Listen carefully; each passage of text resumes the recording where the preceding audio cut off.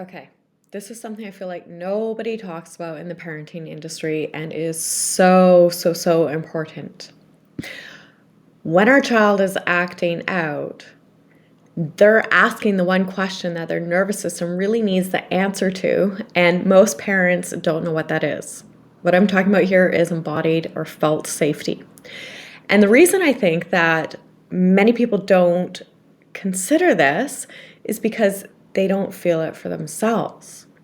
So if we look at our generations of parents and even educators, particularly if you're sensitive or neurodivergent, chances are your sense of felt safety has been compromised, either in childhood, as a youth, or even as an adult, just that continuation of disconnection.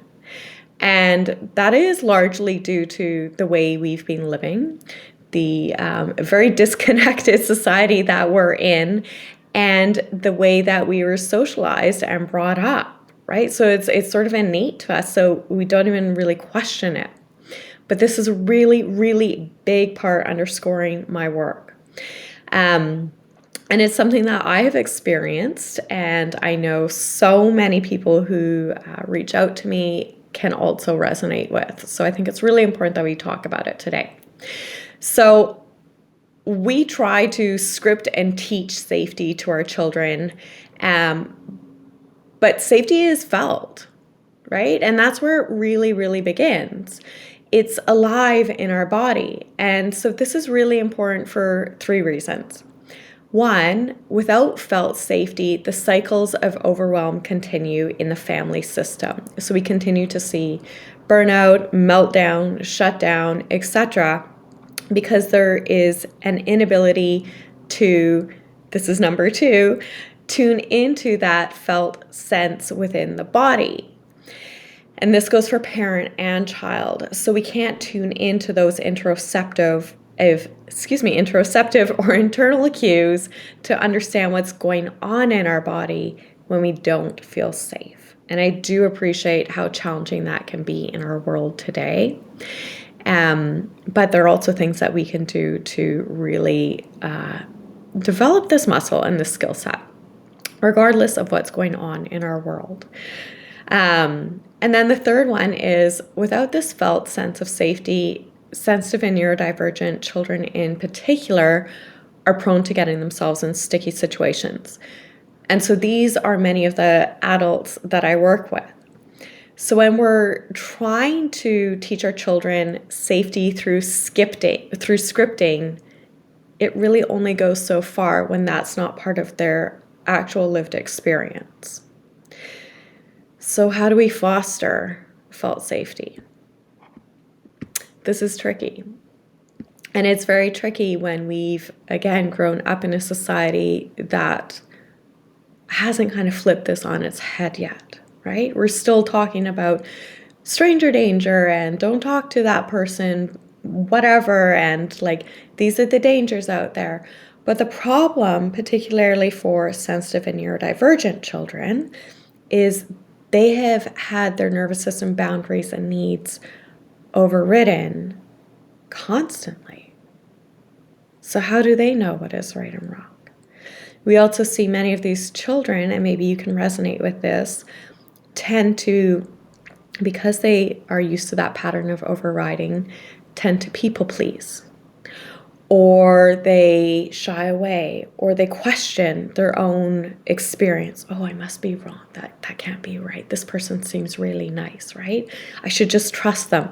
So there's that tendency to disconnect from the body, to disconnect from that innate internal wisdom, and instead rely on logic because we don't understand that felt safety in the body.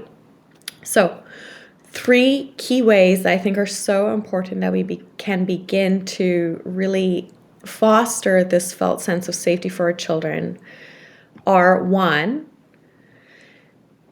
when your child is struggling with overwhelm, meltdown, shutdown, and you notice yourself getting escalated or activated, take a moment for yourself, providing your child or you are not in imminent danger. take a moment for yourself, right? One of the acronyms I like to use, I created, is CALM. So C, connect your feet to the earth. A, awareness of your surroundings. L, lean in and listen. And M, meet them where they're at. The first two, connecting your feet to the earth or with your body, and just orienting yourself or resourcing yourself in the space, can be really, really powerful. That just gives you that bit of space to just be like, okay, I'm stepping back for a moment. Whew. Breathing for a moment. And you can even guide your child through this if it's appropriate, or just model it. And then responding. Right? I've spoken about this in numerous other videos. When we're in mode of activation, our children definitely can't respond to logic. So no matter how you try to fix a situation or try to rationalize with them, even if they have done something that isn't right, it's not going to get through, right? They, one, are in an activated state and not able to use their whole brain, which I've explained in other videos, the triune approach. But they're also borrowing your nervous system. So if two of us are activated, it's just going to continue to amplify, right? And that's where we see that butting of heads of parents, or the implosion explosions, right? And then there's, of course, that guilt, etc. cycle. So being able to take a moment for yourself to just pause and notice for a moment, okay, what's happening in my body? Great, I'm noticing myself escalating or activating. Whew. Can I just give myself a moment to connect, to notice my body, and then attune to my child? Not saying that it's condoning what's happened necessarily, but be able to respond in a way that is appropriate, and then be able to support them, meeting them where they're at, right? So an important part of this also is that it takes the onus off of the child to try to fix the situation. So, and this is where it kind of ties into that whole parentification aspect. Many of the sensitive and neurodivergent children tend to go either way. They either explode or implode. And those who implode are also trying to fix that situation, right? So they're trying to fix what you're feeling, but they can't. It's not their job, first of all. So being able to say, okay, taking a moment for myself, that just shows them, oh, okay, I don't need to take care of mommy or daddy. They're taking care of themselves and they're learning from you, right? So powerful.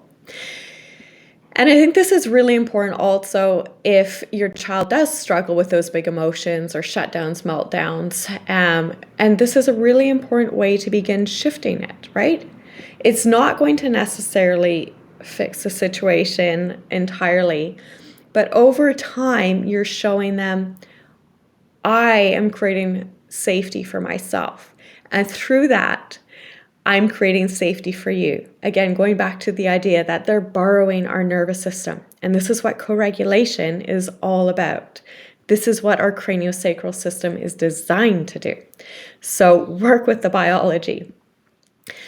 The second way that we tend to override it and how we can help foster this safety is really honoring our children's nervous system needs and boundaries, even if maybe they seem illogical. So some little ways that we tend to override them on a daily basis is things like, just one more photo. I just want to take a photo, or not asking them if you can take a photo, right? That's an invasion of privacy. I wouldn't want it if someone just snapped photos at me, of me. And so it's just kind of that mutual respect, right? And being able to give them that opportunity with small little things to be able to tune into themselves and discern what feels right for them and not, and then respecting it, right? Another, again, kind of sounds silly or like a bit of a silly example, but it's really important, is when maybe they go for their bath and they say the bath is too hot. And we say, no, it's not hot. Well, guess what we're teaching them, especially if this is done over and over. Your body is giving you the wrong information. You're wrong. Don't listen to your body. And this is really so critical for these children who do tend to override themselves. Because again, then they get into these situations and they say, oh no, my body is wrong. I must be wrong. So I'm going to trust this person. And then they do get into sticky situations, whether it be peer pressure or other more serious situations.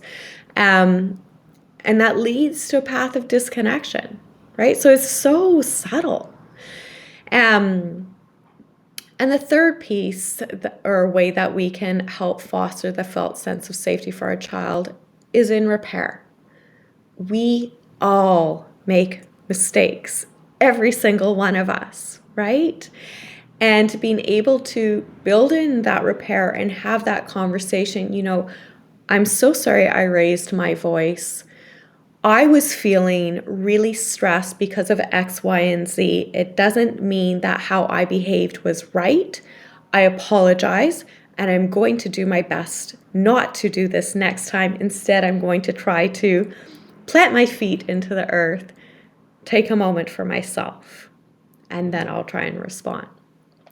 So these are really, really powerful, just little tastes of ways that we can create this felt sense of safety for our child. And it's really from here that they then begin to understand their nervous system, right? We're giving them that language. They begin to understand, okay, my boundaries and my needs are valid. I do deserve respect. And then they are eventually able to better advocate for themselves, one, because they can tune in, and two, because we've taught them, you're important. You deserve to be heard and respected. So if you would like to learn more, comment safety. I'm working on a really beautiful course called Embodied Safety Method. And if you have any other comments, please leave them below. I respond here.